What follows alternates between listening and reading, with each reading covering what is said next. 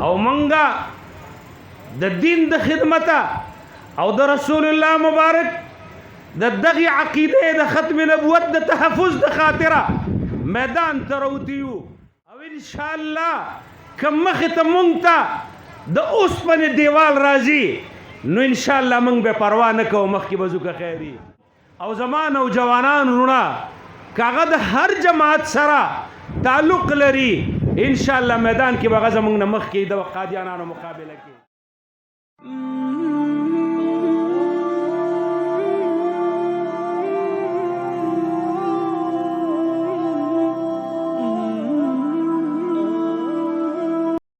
احاطه او حدودو کې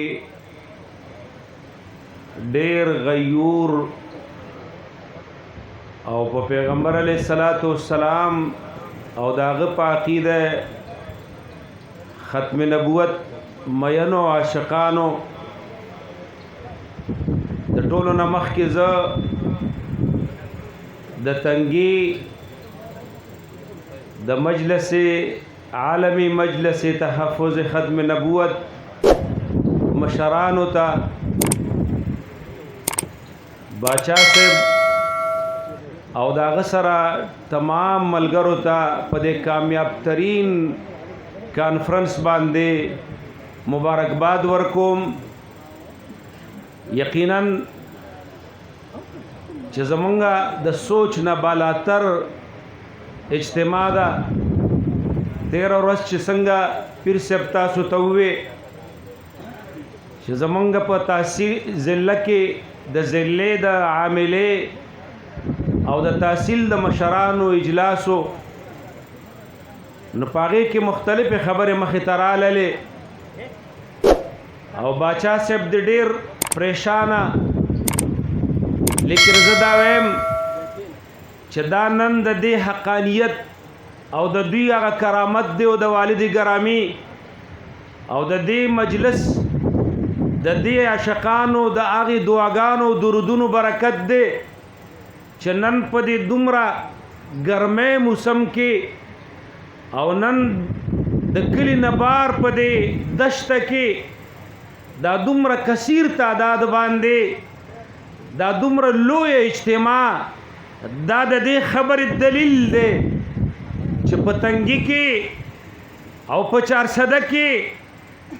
نن د عالمی مجلس تحفظ ختم نبوت د پیر حزب الله جان صاحب او د سید شمس الحق صاحب او د میاں ایاز صاحب او د عبدالوهاب مولانا په دغه مشره باندې د خلکو اعتماد دی ان شاء الله العزیز دا د دې خبرې دلیل دی او ان شاء الله رستو به اعتماد وي څنګه چې نن اعتماد دی ان شاء الله سبا هم دغه شانته اعتماد وي او منګه د دین د خدمته او د رسول الله مبارک د دغه عقیده د ختم نبوت د تحفظ د خاطره میدان ته راوتیو او ان شاء الله کوم مخې ته مونږ ته د اوسپنې دیوال راځي نو ان شاء الله مونږ به پروا نه کوو مخکې به ځو که خیري زما محترم ملګرو یاد ساتئ دا یو حق جماعت دی او د ختم نبوت نن دا आवाज د هر مسلمان او د هر پاکستانی په زړه کې دی ما وختي شرپاو کې یو 3 نوجوانان ملګرو ته وې مې زه دا فخر سره ویم چې کله هم د قادیاني خلاف مسله رالاله نو زه بله په هغې میدان کې رستوالی کوم او زما نوجوانان وروڼه که هغه د هر جماعت سره تعلق لري ان شاء الله میدان کې به هغه زموږ نه مخکې د قادیانانو مقابله کې زما محترم ملګرو زه ډېرې خبرې کول نه غواړم ځکه خواجه صاحب زموږ د خانیوال د حضرت صاحب هغوی زموږ میلمانه دي هغوی له به وخت ورکوو نور دلته اکابر راغلي دي هغوی له به م وخت ورکوو خو انشاء الله العزیز زړه زما ډېر خوشحاله شو په دې دومره لوی عظیم اجتماع بیا په دې نور باندې دا ملګري ولاړ دي لارې ډکې دي سړکونه ډک دي دا د دې د خوشحالۍ خبره ده نو انشاء الله العزیز موږ به هر خدمت ته ولاړ یو هر میدان به انشاء الله هغې کې به ولاړ یو خو آخر کې زه وایم زمونږ حکومت څه مجبوري ده، زمونږ د حکومت څه مجبوري ده چې هغې زمونږ د هغې ختم نبوت د عاشقانو سپورټ کم کوي او هغه د قادیانانو هغلته چې په هغې لندن کې ناست دي، چې په یورپ کې ناست دي، په برطانیه کې ناست دي، د مرزا مسرور او د هغه د ملګرو سپورټ زیات کوي. زه وایم پاکستان اسلامیه جمهوریه پاکستان دی، یو نظریه لري اسلامي،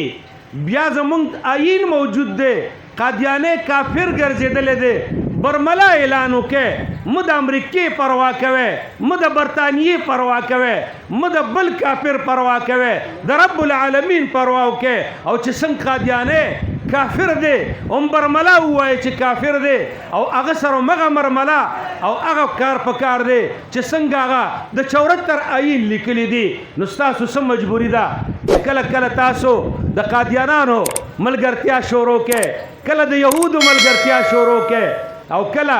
تاسو خپل ملک کې ګوره هغه عاشقان رسول زړونه ودردوئ چې د سلمان رشدي د هغې قاتل او د هغې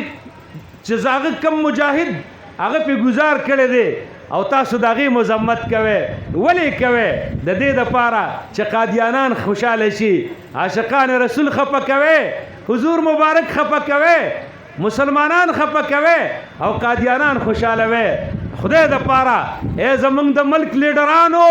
ای زمونږ د ملک حکمرانانو الله خوشحاله کې او د مدینه منورې جانان محمد رسول الله خوشحاله کې، او د قیامت په ورځ باندې د دغه پیغمبر د شفاعت ته موقع چې شفاعت به مونږ لکوي، د دغه پیغمبر د لاس د اوبو د حوض کوثر ته موقع چې هغه به مونږ له اوبه راکوي. زما محترم ملګرو زړه باندې مې ډېرې خبرې دي، یقینا چې هغه ما کولې، خو دلته مشران ناست دي، سټیج والا ملګري هم وي چې وخت کموالی، زه په دې خبرو اکتفا کوم. او آخر کې بیا زه د تنګي والا مشرانو ستاسو د ټولو عوامو مبارکباد درته وایم. الله دې تاسو دا راتګ په خپل جناب کې قبول کړي، او د دې پنډال لاندې چې کم ملګري دي یا خوا او شا دې پروګرام له راغلي دي، الله دې د عرش د سوري لاندې ځای ورکړي. و آخر دعوانا ان الحمد لله رب العالمین.